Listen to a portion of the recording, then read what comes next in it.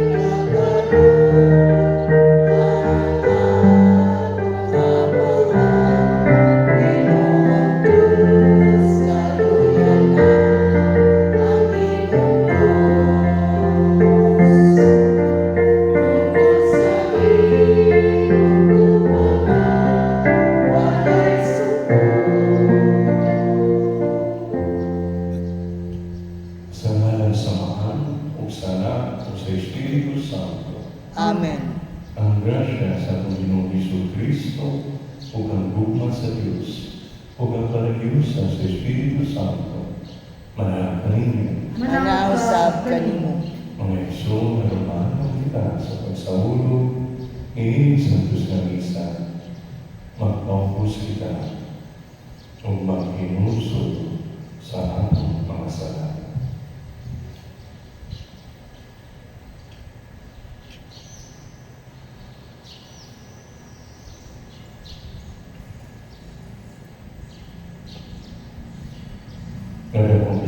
Salako sa Dios nga makagagahom sa tanan, ug kaninyo mga igsoon, kay nakalapas ako daguyamot sa una-una sa pulong ug sa buhat, ug sa wala pagbuhat ug sa kinahanglan buhaton. Kaya akong dagong sala. Usa nangamuyo ako kang Santa Maria nga sa tanang mga anghel ug mga santos, o kaninyo mga igsoon, aron ninyo akong iampo sa Ginoo nga atong Diyos. Kaluhin ang kita sa Diyos na makaganaw sa tanan, o kasaygo sa mga sala. Dahil ang kita niya, nandun sa kinabuhing dagat. Amen. Ginoo, kaluhin kami. Ginoo, kaluhi kami. Kristo, kaluhin kami. Kristo, kaluhi kami. Ginoo, kaluy kami. Ginoo, kaluy kami. Magkampo kita. O Ginoo, ihatag sa imong katawan ang angay pag-andaw alang sa kasahulugan sa kamatayon o pagkabanhaw ni Kristo.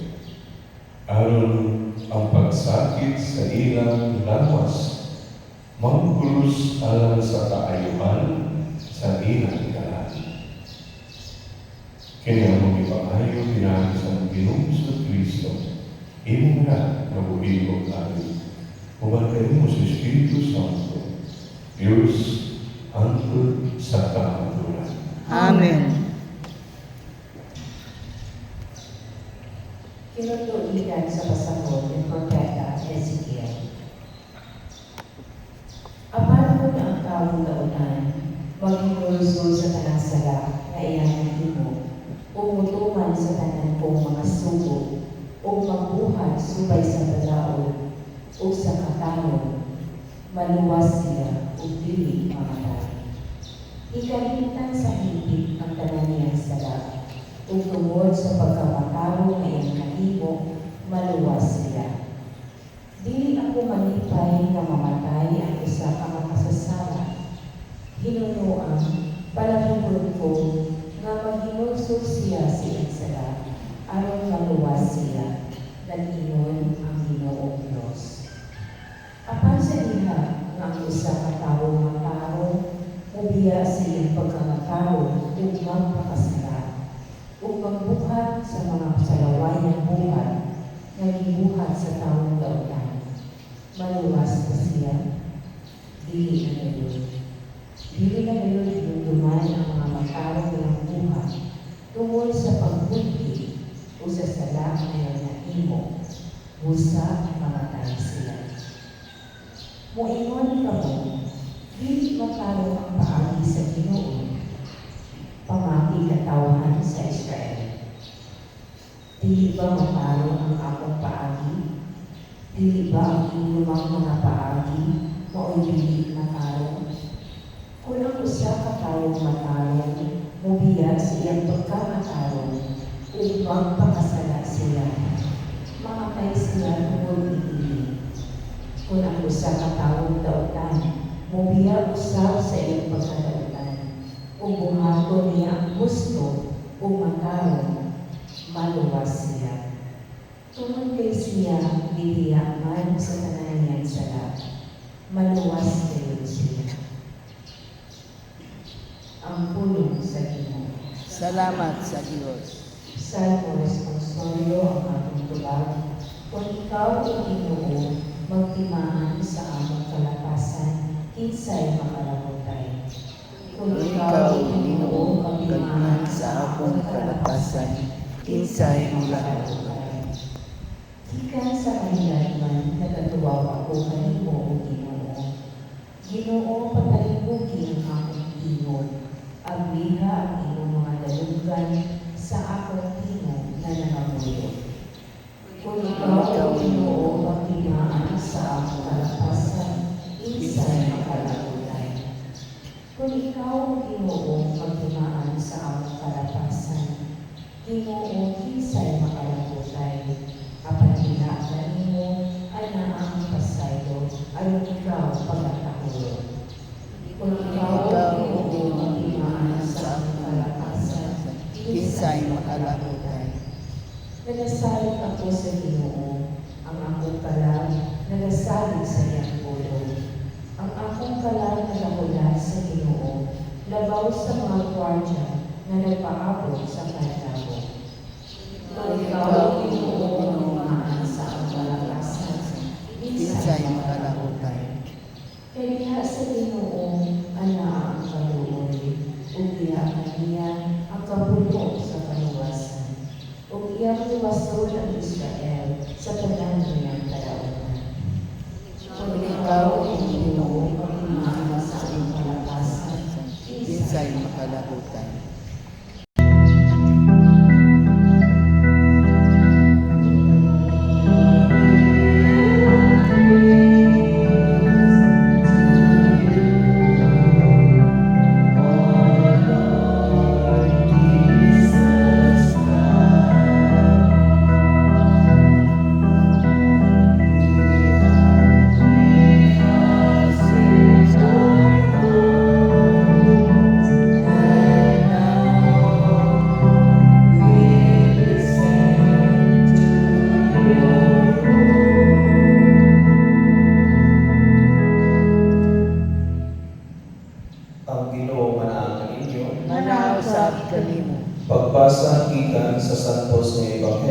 sa ngalan ni San Mateo. Himayaon ikaw, O Ginoo. Busa mangingon ako kaninyo, nga dili kamo makasulod sa gingharian sa langit, kung ang inyong pagtuman sa katubuton sa Dios, sama lamang sa gihimo sa mga magtutudlo sa balaod o sa mga Pariseo. Nasayod kamo nga ang mga tao giingnan kaniadto, ayaw pagpatay, ang makapatay tarawon sa hukmanan. Apan sultihan ko kamo nga ang masuko sa iyang isikataw dadto ngadto sa maghuhukom. Ug ang iyang mahigalag kuwangko sa iyang isikataw taradon ngadto sa labang hukmanan. Ug bisan kinsa mamingon kabuang ang iyang isikataw malagmit nga mayagom sa kalayo sa impyerno. Busa inigdala na nimo sa imong halal sa Dios, ngadto sa halalan ug dito mahinumduman mo na nasigo kanimo ang imong isigkataw. Biyain ang imong halal at ubangan sa halalan, ug adtuwa dayon ang imong isigkataw, ug pakinguli una kaniya. Unya balik sa halalan ug ihalad ang imong halal sa Dios. Kung may mukiha kanimo o dagkon kaniya sa humanan, pakighusay kaniya, samtang may panahon pa o wala pa kamo maabot dito. Kay kung kamo maabot na sa humanan, itugyan kaniya sa huwis, o ang huwis mutugyan kanimo sa pulis, o ibalhog ka sa bilangguan. O timani, bilangguan ka dito hangtod kabayaran mo sa hingpit ang imong punta. Mga igsoon, ang Ebanghelyo sa Ginoo. Daygon ikaw, O Kristo. Kaya you are angry, support ka sa corruption. So, hihimo ka mga dalakot nga maprotektahan. No? Madili kung kanya sa batan. No? So, I hope nga it's not they anger one person. Ang atong kasuko, hoping it will not lead to something negative, to something evil, or to something bad, or to something evil. But it will lead to something positive, something good, that will lead us towards holiness. That's why anger is a double-edged sword.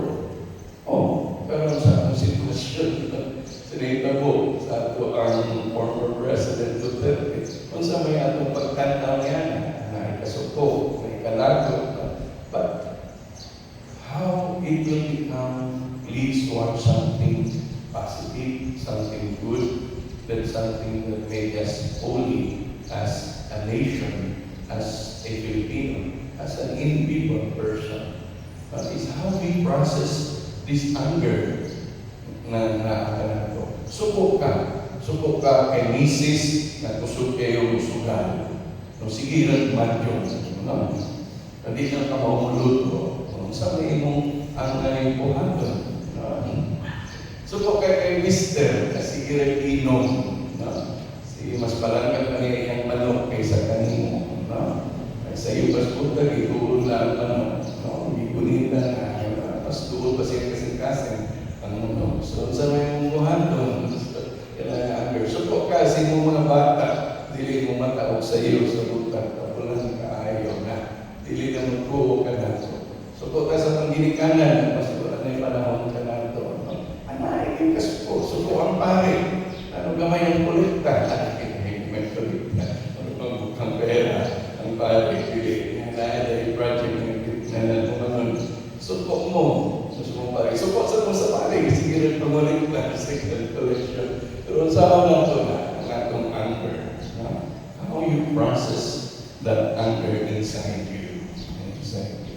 So if you let loose that, then it will lead towards evilness. But if you process that with the Holy Spirit in our heart, ma-transform po lang akong kasing-kasing. Ma-renew lang akong kasing-kasing. Like, pag fasting, and it will lead us towards holiness. Mga estudyante, tingnan na sila research presentation, So po kayo mo, sa San Pedro na ay research na presentation, kapag kayo, hindi po nga mong ulo, wala naman tayo sa inyong mga A-games, training na tayo, pero support mo sa inyong teacher, advisor, mentor, kasi sa principal po. But that anger will lead you to something evil or bad or negative, or let that anger lead to something more positive, good, and towards holiness. May yung mga mangitat at pamahagi na hindi na nakalisod ang inyong research presentation. So mga brothers and sisters, do not be afraid or do not feel bad if you get angry. It's how you process that anger. Someday, mangintalaan kita. Settle it in sa Biblia, reconcile with your brothers and sisters. Leave your gifts behind. Kung nakaihalan, first go back to your family, go back to your household, go back to your community, and settle, reconcile, so that you have a clean heart when you go face the Lord. And face the Lord, reconciling with your brothers and sisters, so that we will be worthy. Ngayon kita kanayan at tapos sa mata sa Diyos, tungkol na dikusay kita sa pag-isip at tao. Labi na kayo katong kanila na nasuko kita o naglago kita.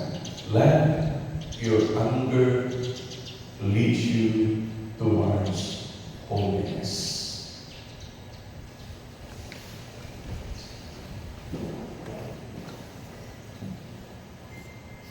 Dali sa mga katauhan, karon daghan kaayo ang mga kapaitan o pagdumog, panagbingkil o panag-away. Pangayon nato sa Diyos ang lahong sa pag-ayo o paghihuli. Mag-apo kita, Amahan, kaluyi kami. Amahan, kaluyi kami. Ang simbahan ang mahimong instrumento sa pagigihuli, sa pasaylo, sa pag-alin o sa kalinaw, sa mga nagagubad ng mga katawhan o mga kanasunan. Mag-ampo kita. Amahan, kaluyi kami. Ang mga opisyal sa gobyerno o pasigugda o mga programa na mapalampo sa hustisya, sa kalinaw o sa kahiusahan dahil sa mga katawhan. Mag-ampo kita. Amahan, kaluyi kami. Nalikayan na to ang pagpanimalos, ang pagpanlupit, o ang pag-away tungod sa managlahi, mga paglantaw, o mga gibuan. Mag-ampo kita. Amahan, kaluyi kami. Nga kitang tanan, magkaton sa pagpasaylo sa pinakasing-kasing layer. Mag-ampo kita. Amahan, kaluyi kami. Ngayon mo tang isipon at ako sa kapuslan alam ka na mo, nga alam yung Teofilo kamumot, mabayo na nanto sa altar sa mga santos. Mag-ampo kita. Amahan, kaluyi kami. Nga ang mga mapuon na nangamalay, sa higpit may luan sa ilang mga sala, umaapit na sa kalinaw o kalipayong tunghay dito sa langit ng tingharian. Mag-ampo kita. Amahan, kaluyi kami. Diyos ang mamahal. Kabawin kami, aron tagdon na mo ang among isip katao, sama sa iyong paghigugmaong pagkagan-kanan. Kay kami tanan, mga panagsuunan. Kanyang ipangayo, pinalagi ni Kristo, ang Ginoo. Amen.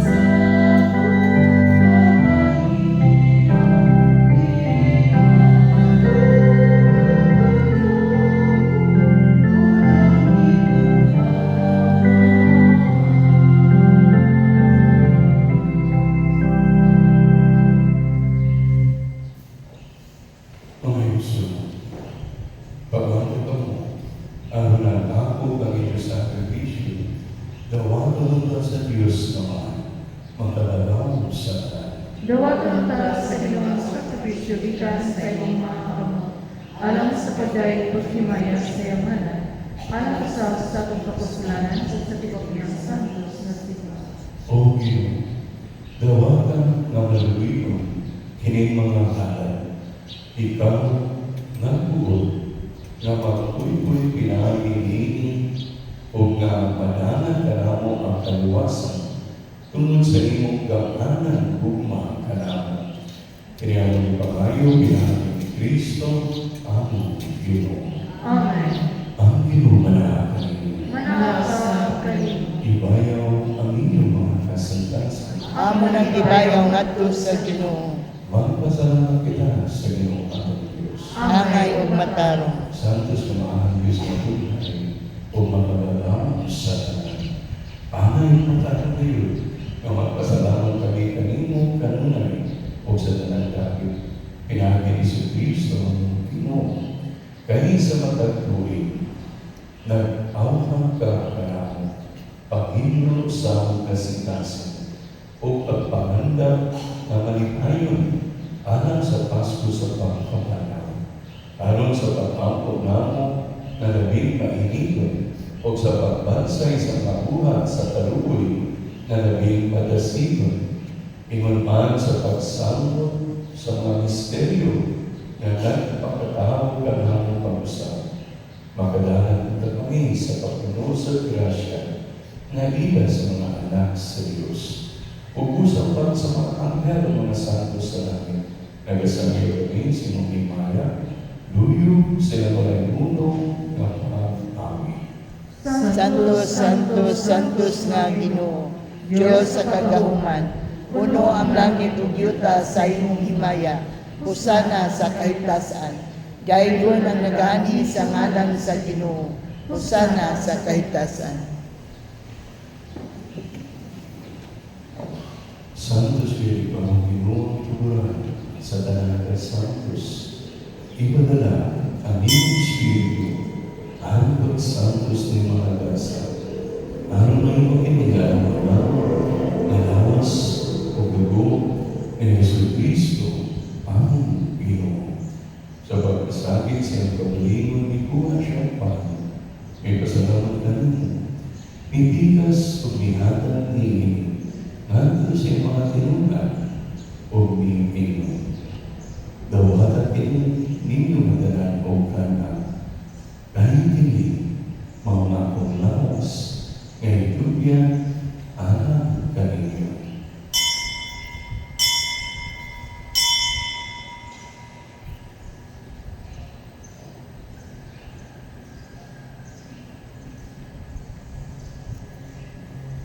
Sa samang amin ng isang pangyayari, ikuha siya sa talis. May pasalamat ka rin pag-usap. May hatag niinig natin siya mga tinunan o may ingon. Dawatan ini o Panginoong pangungatanan, gikan niinig. Kahit hindi mo ang kahit sa dugo, sa bago tunay na kasabutan, ang dugo ngayon na alam kaninyo o alam sa talang mga tao, anong masarap, mapasayo. Bahat ini, anong pag-andong kanano.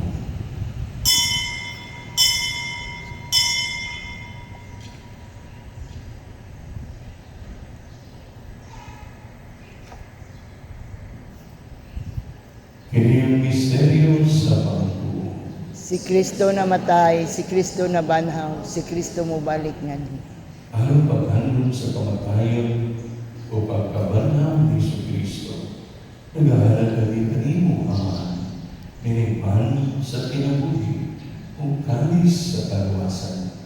Nagpasalamat kami kanimo, tungkol kayo mo kami diisip na yan, na matubang o mo'alaga kanimo. Imuha kami ng mga laman sa laman sa dugo ni Kristo, magkayo sa diya sa Espiritu Santo. Pinutuloy Ginoo imo simbahan sa tibok kalibutan. Imuha mahigpit kami diya sa tugma, uban ni Francisco, Papa, ni Lolito ang Obispo, o sa tanang mga pari. Hinunod niyo sa panahon mga igsoon na nangamatay. Malahong nga mabanaw sila kung ang tanan na namatay iyas mong kaluoy. Dahil silang tanan sa pagsulong sa kahangin si mong naong. Kaluoy kaming tanan. Imaw kaming alayan na mapaambit sa kinabuhi tunay. Ubani Maria ang inahan na ulay sa Diyos. Ubani San Jose iyang bana. Uban sa mga apostoles ni San Pedro o sa tanang mga santos na nagatuman sa iyong pagbubuton lala sa karikan. Uban kanila mo ikaw na nahimpon o ang ikaw may mayaman. Pinahali Iso Kristo, imo tanan. Pinahali kaniya naman kanila, kaya kaniya. Ihagad na kanimo magagagamang naman. Kaya sa kayo sa Espiritu Santo, ang tanang lumugugimaya, hantod sa kahantulan. Amen. Panginoon ka sa pamamahan, nga pasayon ang aking mga sala. O dagpon kita niya sa pagpasayon kanila na nakasala ka nato. Amahan namo nga naa sa langit, pagdaygo ng imong ngalan, umabot ka namo ang imong gingharian, matuman ang imong pagbuot dinhi sa yuta ngayon sa langit. Ang kalan namo sa matag adlaw, ihatag ka namo karong adlaw, ug pasayloa kami sa among mga sala. Maingon nga nagapasaylo kami sa mga nakasala kanamo, ug dili mo kami itugyan sa mga panulay. Hinunoa luwasa kami sa tanang dautan. Mangayon kami kanimong ginoo kay mo pinduwason sa tanang dautan. Hatagi kami sa kalina kining panahon. Aron kinabangan sa iyong kaluoy, mahali kay kanunay sa sala, ug may layo sa tanang kasama. Samtang nagpaamot kami ng lamunon sa pagbalik ni Jesu Kristo, among Manos. Kayo mo man ang gingharian, ang gahom ug ang himaya, hangtod sa kahangturan. Ginoong Jesu Kristo gingon ka sa mga apostoles. Ang kalinaw, ibigay ko kanino. Ang akong kalinaw, ihatag ko kanino. Ayaw mo tanawa ang among masarap. Kundi pagsangit sa iyong simbahan, o siyo sa iyong kabulutan, at kami sa iyong kalinaw o kayusan. Ikaw muli o hari, hantod sa kahaturan. Amen. Ang kalinaw sa Diyos kanunay, malakay. Manaw sa kanimo. Ipakita ang Panginoong Sunay.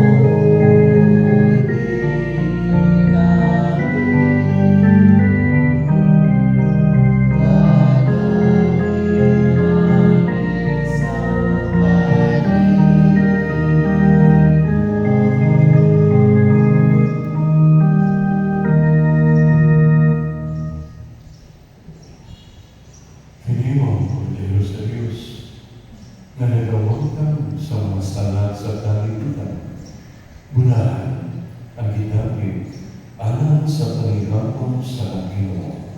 Ginoo dili ako angay nga mokalawat kanimo apan ipamulong lamang ug mamayo ako.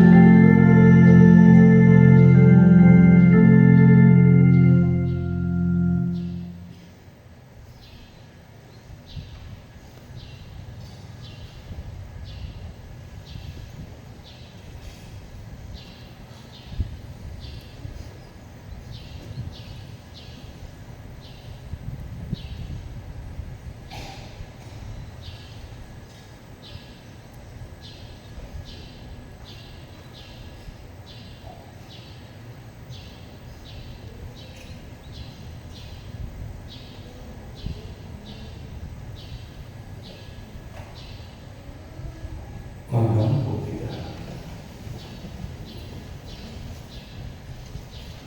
O Ginoo, ang among pagkalawan, mag-iuli kung taganamo sa bagong kinabuhi. O kuman malimpyo sa sala, magdala ka namo sa among kalawasan.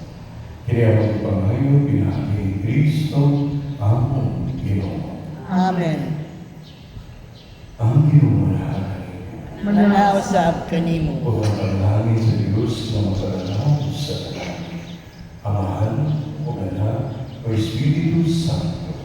Amen. Tapos na misa, dada, kalina, o tugma ni Kristo. Salamat sa Diyos.